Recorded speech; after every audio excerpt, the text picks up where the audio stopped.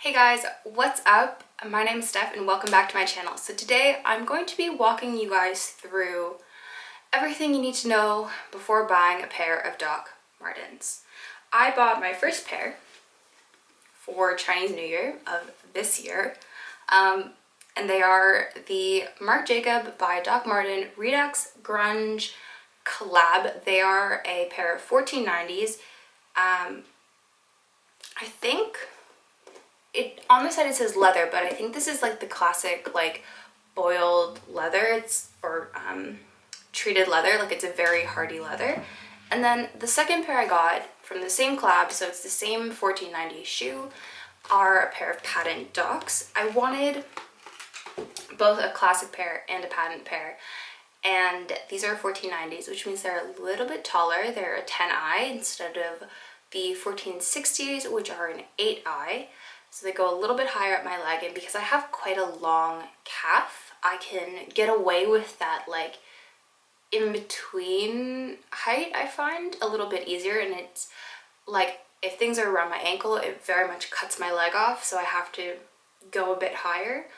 I do eventually want to get a pair of 1460s, but these were available. I liked them. I liked the fact that they were a part of the Marc Jacobs Grunge relaunch, so I was biased based off of the like designer label. Anyways,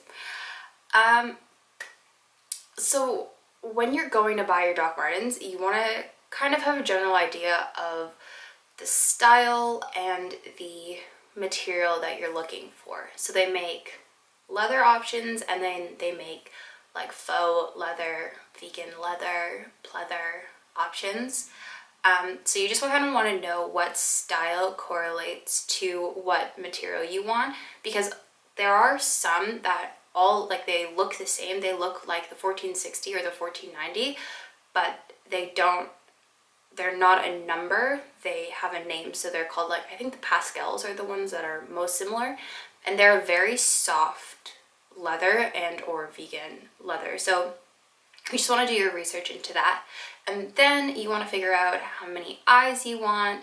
If you want like, you know, more of a shoe, a boot, a tall boot, an ankle boot, all of that. Do your research, and it's pretty straightforward in terms of sizing. Like, I think the Molly is like 6i, the Jadon is 8i, 1460s 8i, 1490 is 10i, and you go through. So especially if it has a 14 and then another number in front of it, those are going to be kind of the more classic Doc Marten pieces. And then if it has a name, they're going to be a little bit like maybe trendier, or have something to do with like lacing, or the sole is going to be different. The three styles that you see the most on Instagram are the 1460, Jadon, and then the Molly. So Jadon is the 1460, but it has a thicker sole and it has a side zip. The 1460 is your classic 8i Doc Martens, can do no wrong. And then the Molly, I think, are very similar to the Jadon, but they have like a thick bow lace, ribbon lace. That's really cute, and yeah.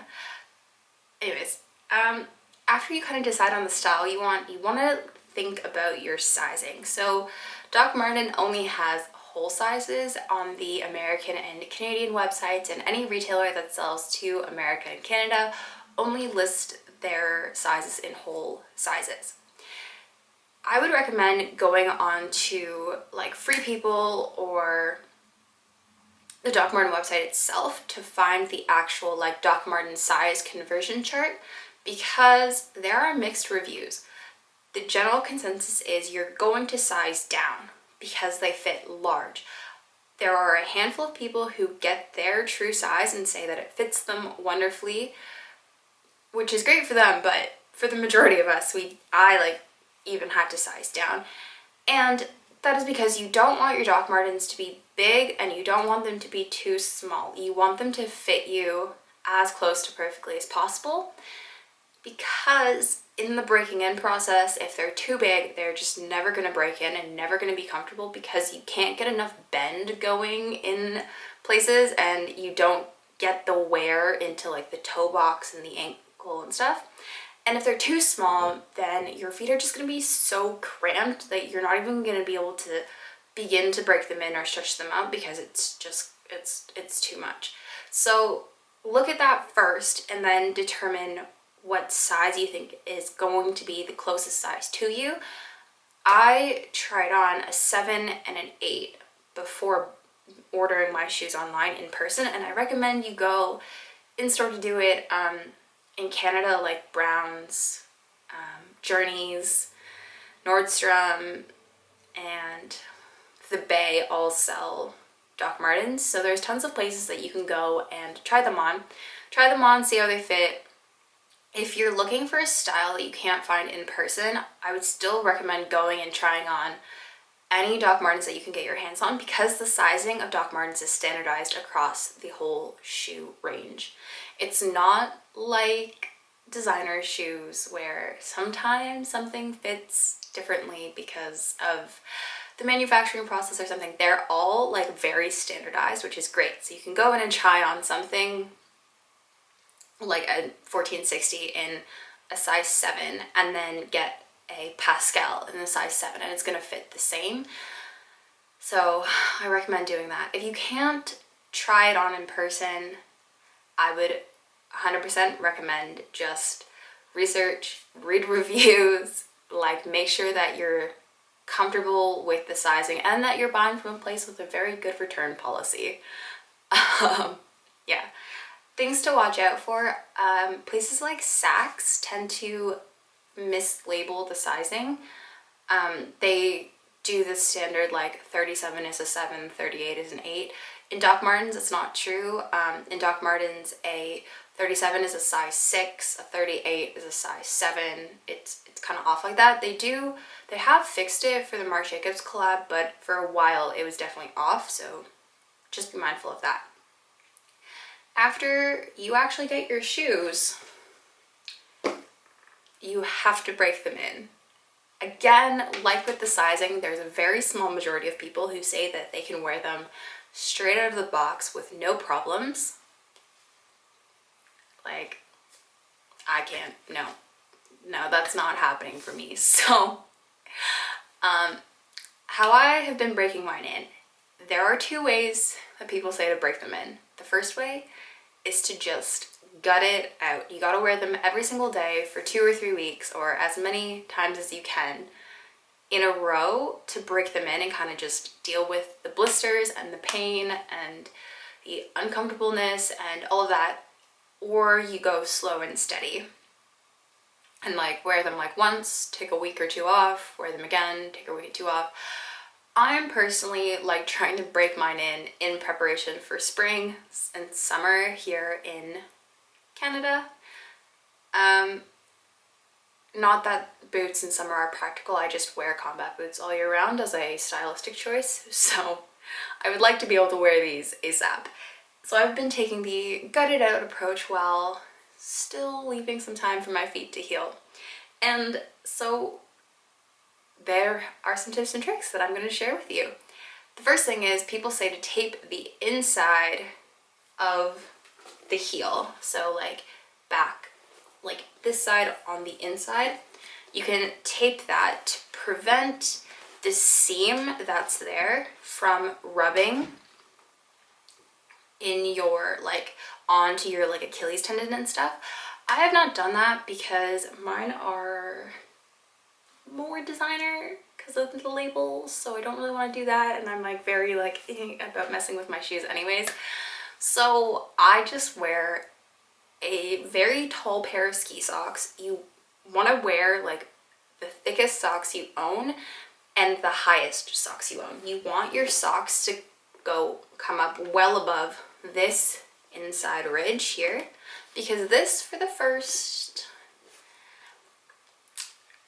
a lot of times just it will rub and you will, either end up with a black line around your leg or cuts depending on how long you're wearing them for. So I really just wear high socks to help you out. You want to wear thick socks because these do rub, and they are a very inflexible shoe. Like they're not soft shoes. So you want to wear thick socks to protect your feet. The other thing you can do, if you're one of those people where if you had to size down, but now the size down is just like second skin, where the next size up would be way too big and this is like what you've got, put a baggie of water, Ziploc, sealed, into your shoes. Make sure it's like pretty full up so that, you know, the baggie sits and it's like kind of sitting how your foot would sit, and the whole toe is filled with this baggie of water. And then pop your shoes in your freezer, let them freeze. The ice will expand and kind of stretch out the toe box a little bit. There have been, I like read a lot of reviews and I read how people broke their shoes in before, and people said to not put your shoes in boiling water. I didn't know that this was a thing. I would never recommend just popping your shoes in boiling water to like soften them up anyways, but with Doc Martens, don't do that. They will never dry properly and they will just be destroyed. In terms of when you're out wearing them, you just like start on days that you're not going to be walking too much, and then like slowly, you know, like day one, go and like go for dinner or lunch or something, like a meal where you're going to be sitting and like walking like to and from like transportation or car or something. Then like day two, wear them to like the grocery store. Day three, wear them on like a couple errands. You know, just work up to it. You don't want to like go out day one swinging and then like not be able to walk for the rest of the week. Oh, and there's a trick with the lacing. So depending on your foot, depending on your leg, depending on your pain tolerance, there are two ways to do it. Everything has two ways in this. So you can either lace your shoes all the way up to the top, tie them super, super, super tight, meaning that this is going to be moving around with your foot and with your leg as you're walking, as a fast way to break in this section right here. This is really like the problem section. I can't do that because the chafing is just too much for me. Like I can't deal with it, but if you can deal with that, that is the fastest way to break them in. The second option is to lace them. The second option is to lace them up, but where it starts to curve, you stop and you tie them off around your ankle instead. This is my preferable method because it leaves this top part open. And leaving this open means there is so much more room for your foot to move away from the chafing section. It does still break in the back. You will still probably feel it, but it has minimized my blisters. So it's kind of like breaking your shoe in steps. Break in like the ankle first and then break in this tongue area, or, you know, break in the toe box first. That's kind of it. Other people will say to like bash the toes in, bash the ankles in, do all of this sort of stuff. I did ballet up until you got onto point, and I know that like people always talk about how ballerinas like smash their toe boxes and like step on them and slam them against brick walls to like break their point shoes down. Yes, that is fine. Like you can totally do that, but you know, these are not made of wood. You know, point shoes are made of wood and can, you know, take that and like breaking it down makes the wood like softer. Once you've broken these down, there's going to be nothing to like hold it together. It's not like, you know, there's something besides the like leather. So yeah, just keep that in mind. Yeah, and then really the last thing you need to know is like pricing.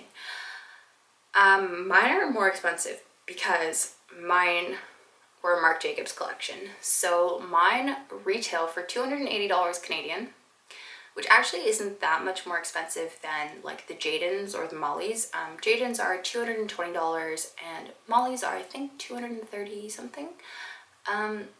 So it's not like insanely, like it's not that much more expensive. I think a classic pair of 1460s are around the $180, $200 mark depending on where you're buying them from. So it is about $100 more expensive than the classic pair, but the collab, all of this, I talked to everyone being like, should I just get these or should I get the normal ones? And everyone was like, you're gonna be upset if you miss out on the collab. So that's what I did. And it has like this little tongue feature, which is why I like them so much. And they also have different laces. But yeah, I think that's honestly everything you guys need to know. I will be doing styling videos. One for this pair, one for this pair. And if I get my hands on a pair of Jadons, I will also do those. If you guys want to see like an overall like review after a couple months of me wearing these, let me know. Because I would love to update you guys on how they're wearing, the quality, and all that sort of stuff. So I hope you guys enjoyed this video. Thank you so much for watching.